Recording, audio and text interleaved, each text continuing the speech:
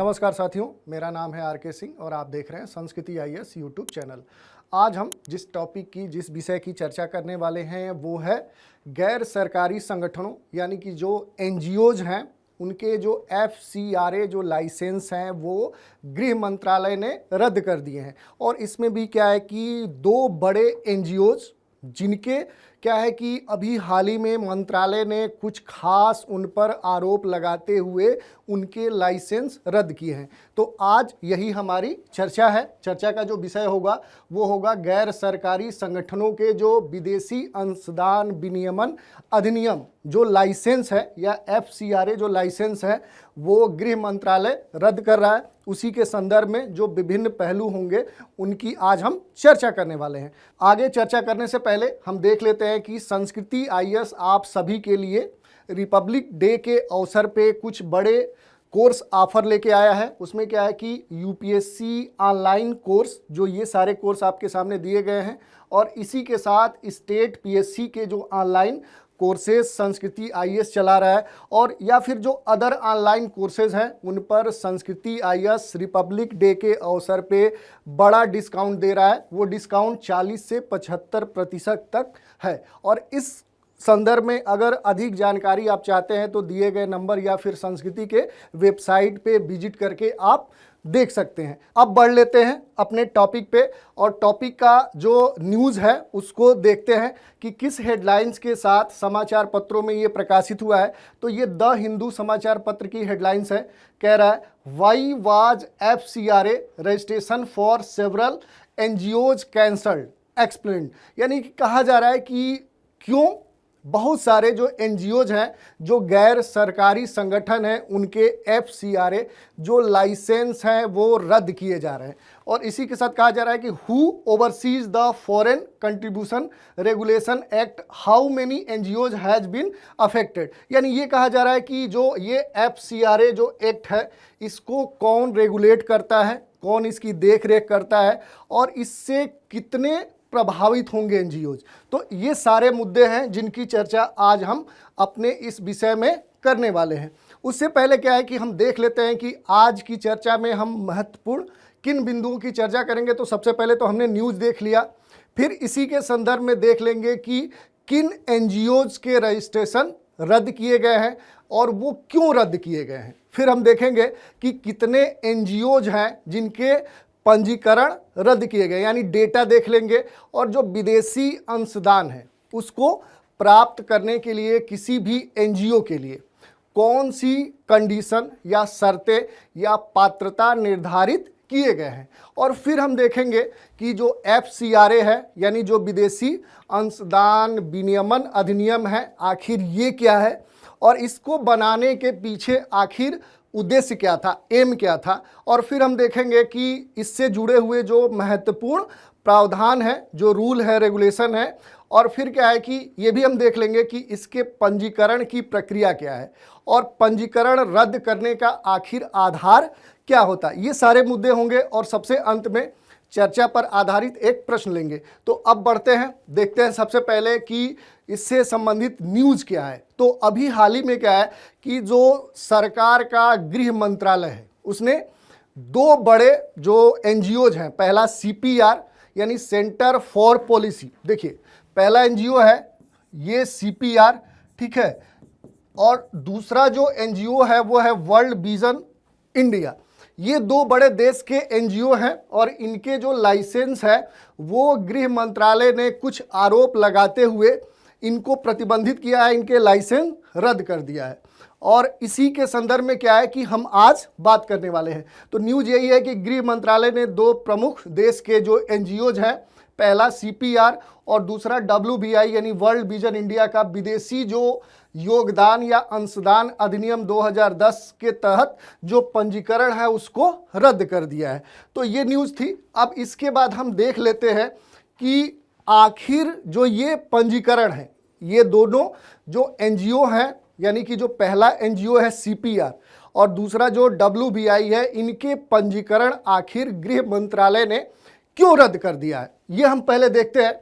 तो पहला जो गृह मंत्रालय है जिसने सीपीआर पर उसके लाइसेंस को रद्द किया है, उसने कुछ गंभीर आरोप लगाए हैं। उसने कहा है, यानी गृह मंत्रालय का कहना है कि जो सीपीआर है, यानी जो पहला एनजीओ है, उसके ऊपर मंत्रालय का आरोप है कि इसने देश में चल रहे विभिन्न विकास परियोजनाओं के खिलाफ प्रदर्शन, हड़ताल या इस तरह के गतिरोध उत्पन्न करने के लिए विदेशों से प्राप्त अंशदान का उपयोग किया है। और यही नहीं, इन परियोजनाओं के खिलाफ कानूनी लड़ाई लड़ने में भी क्या है कि विदेशी अंशदान का उपयोग किया है। और इससे क्या है कि भारत के जो आर्थिक हित हैं वो भी इसके द्वारा प्रभावित किए गए हैं, यानी उन पर प्रतिकूल प्रभाव पड़ा है। ये क्या है कि हमारे होम मिनिस्ट्री का आरोप है, जिसके आधार पर इसका लाइसेंस रद्द कर दिया गया। दूसरा जो WVI है, यानी जो वर्ल्ड विजन इंडिया है,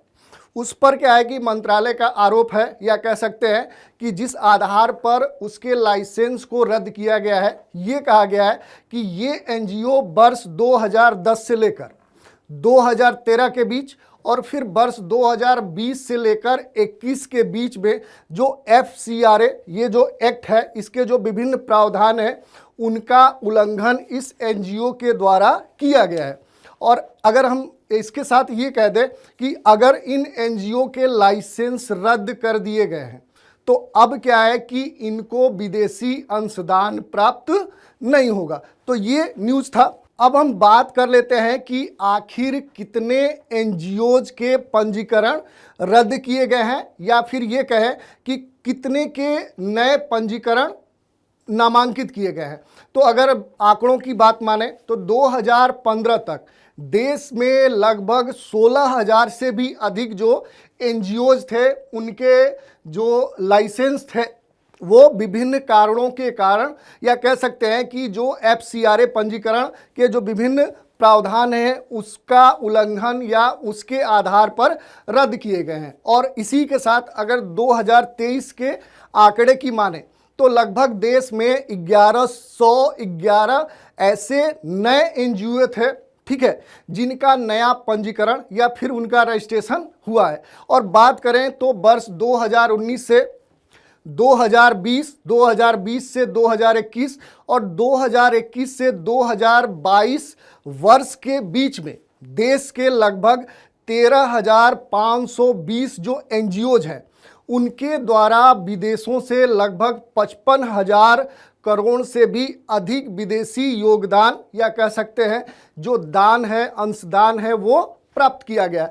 तो ये कुछ बड़े आंकड़े हैं जो हमें देखने चाहिए कि ये जो बड़े एनजीओज हैं या जो देश में विभिन्न एनजीओज हैं, ये देश के बाहर से बड़ी राशि क्या है प्राप्त करते हैं, और ये अलग अलग कार्यों के आधार पर ये अंशदान प्राप्त करते हैं। अब हम बात कर लेते हैं कि जो विदेशी दान है उसको प्राप्त करने के लिए कौन सी शर्तें निर्धारित की गई है, यानी कि कौन से कंडीशन निर्धारित किए गए हैं कि कोई भी विदेशी दान प्राप्त कर सकता है। तो उसमें क्या है कि सबसे जो पहली कंडीशन है कि विदेशी अंशदान विनियमन अधिनियम जो 1976 है, इसके तहत उसको रजिस्टर्ड होना चाहिए। दूसरी जो बात कही गई है कि देश की राजधानी नई दिल्ली में, या दिल्ली कहिए, वहाँ के जो स्टेट बैंक ऑफ इंडिया है, इस बैंक की किसी भी शाखा में उसका खाता होना चाहिए, उसका बैंक अकाउंट होना चाहिए। और इसी के साथ एक महत्वपूर्ण बात कही गई है कि जो भी विदेशी अंशदान है वो जिस उद्देश्य के लिए प्राप्त किया गया है उसी उद्देश्य के साथ उसी कार्य में वो लगना चाहिए। ऐसा नहीं है कि हम किसी दूसरे नाम के या दूसरे उद्देश्य के लिए उसको प्राप्त करें और उपयोग किसी हम दूसरे क्षेत्र में करें। जैसे मान लीजिए कि अगर कोई एनजीओ है वो विदेशी अंशदान किसी शैक्षणिक कार्य के लिए प्राप्त करता है, तो ऐसा नहीं है कि उस राशि का उपयोग वो अपने चुनावी क्षेत्र या किसी अन्य कार्यक्रम में कर सकता है। तो ये भी इसके लिए क्या है कि एक प्रमुख आधार बनाया गया है। अब हम बात कर लेते हैं कि जो विदेशी अंशदान विनियमन अधिनियम, आखिर ये क्या है, कब ये लागू किया गया। तो ये 1976 में देश में आपातकाल के दौरान इस अधिनियम को लाया गया और मूल रूप से क्या है कि देश के बाहर विभिन्न देशों से अपने देश में आने वाले जो अंशदान थे, यानी जो स्वतंत्र संगठनों के नाम पर अपने देश में जो बड़े अमाउंट या कह सकते हैं कि जो दान आ रहे थे उनको रेगुलेट करने के उद्देश्य से, और साथ ही कि देश के जो आंतरिक मामले हैं वो इस राशि से या इस अंशदान से प्रभावित न हो, उसी को ध्यान में रखते हुए इस अधिनियम को लाया गया। यानी कह सकते हैं कि देश में या दुनिया के अन्य देशों के द्वारा जो स्वतंत्र संगठनों के माध्यम से भारत के आंतरिक मामलों में होने वाले हस्तक्षेप को रोकने के लिए क्या है कि यह अधिनियम लाया गया था। और बाद में विभिन्न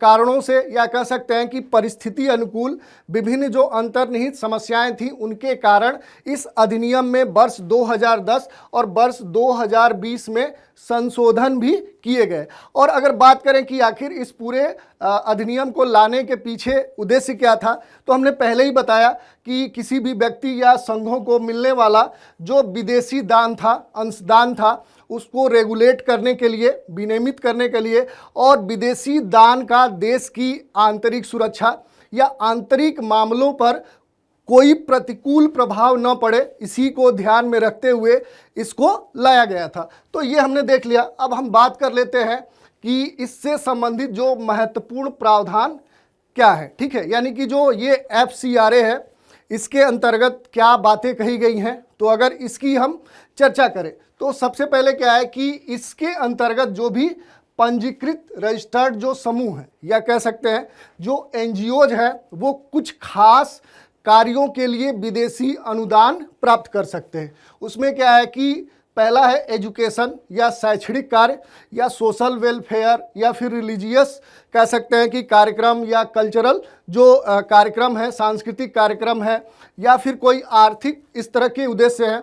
इन कार्यों के लिए क्या है कि कोई भी NGO या समूह या संघ क्या कर सकता है कि विदेशी अंशदान प्राप्त कर सकता है। तो ये पहली बात कही गई है। दूसरी बात अगर हम करें तो विदेशों में अपने रिश्तेदार से कोई भी एक वर्ष में इसके अंतर्गत कम से कम या कह सकते हैं अधिकतम 10 लाख रुपए तक प्राप्त कर सकता है। और इसी के साथ ये भी कहा गया कि विदेशों से प्राप्त धन में से केवल 20% या इससे अधिक का जो राशि है वो किसी भी प्रशासनिक कार्य में उपयोग नहीं किया जा सकता। तो क्या है कि इससे संबंधित ये कुछ प्रमुख प्रावधान थे।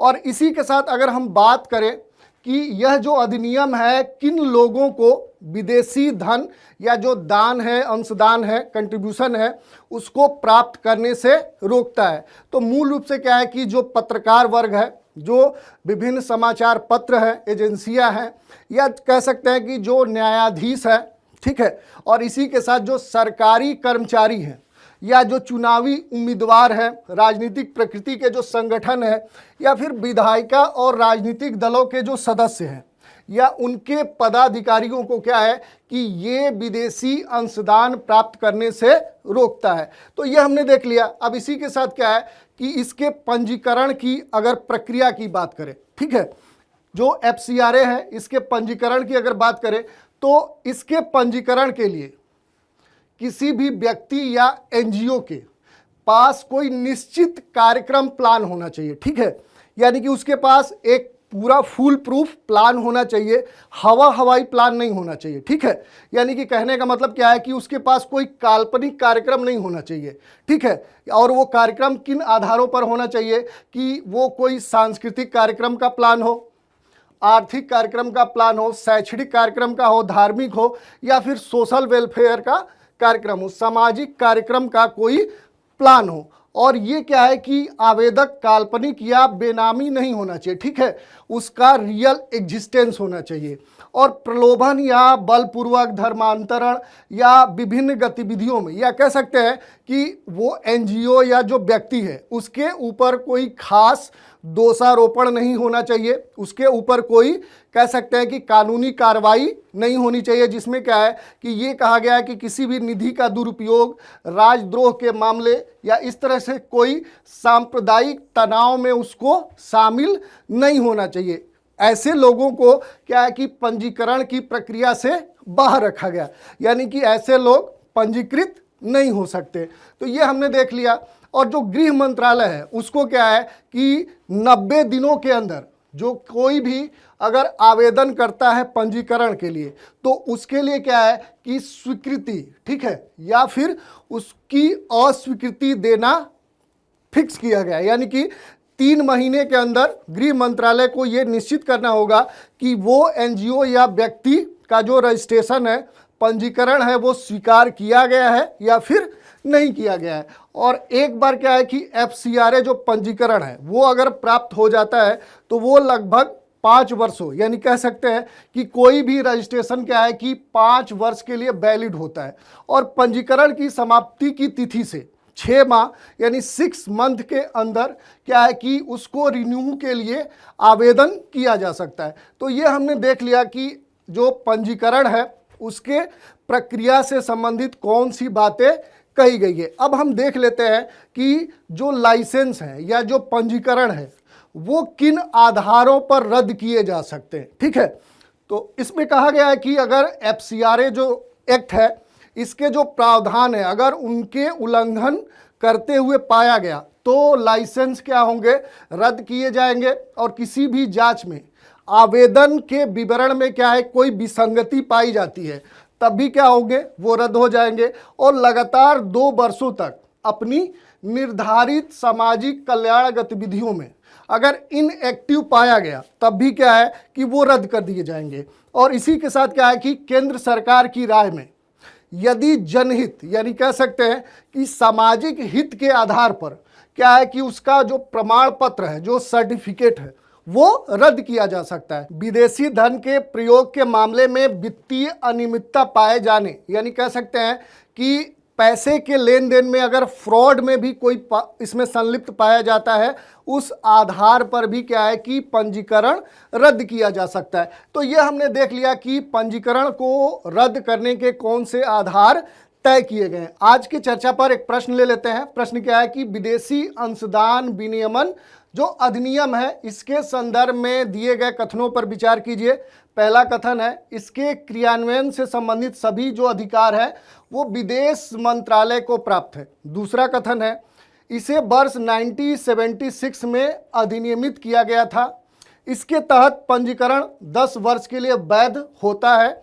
और फिर कहा जा रहा है कि उपयुक्त कथनों में से कितने कथन सही है। पहला विकल्प दे रहा है केवल 1 कथन, बी विकल्प है केवल 2 कथन, सी विकल्प है सभी कथन सत्य हैं और डी विकल्प है कोई भी कथन सत्य नहीं है। तो इस तरह से क्या है कि हमने आज देख लिया कि जो गैर सरकारी संगठन FCRA के जो लाइसेंस रद्द किए हैं गृह मंत्रालय ने, और मूल रूप से क्या है कि अभी बड़े 2 NGO जो CPR है, सेंटर फॉर पॉलिसी रिसर्च है, और दूसरा जो वर्ल्ड विजन इंडिया है, इनके जो लाइसेंस हैं वो रद्द किए गए हैं इस आधार पर कि ये जो NGO हैं वो देश के आंतरिक मामलों में हस्तक्षेप कर रहे हैं, या कह सकते हैं जो विभिन्न विकास परियोजनाएं हैं उनमें गतिरोध उत्पन्न करने और कानूनी लड़ाई लड़ने, और साथ ही क्या है कि जो FCRA अधिनियम के अंतर्गत जो विभिन्न प्रावधान हैं उनका वो उल्लंघन कर रहे हैं। इस आधार पर ऐसे जो NGOs हैं उनके लाइसेंस रद्द किए जा रहे हैं।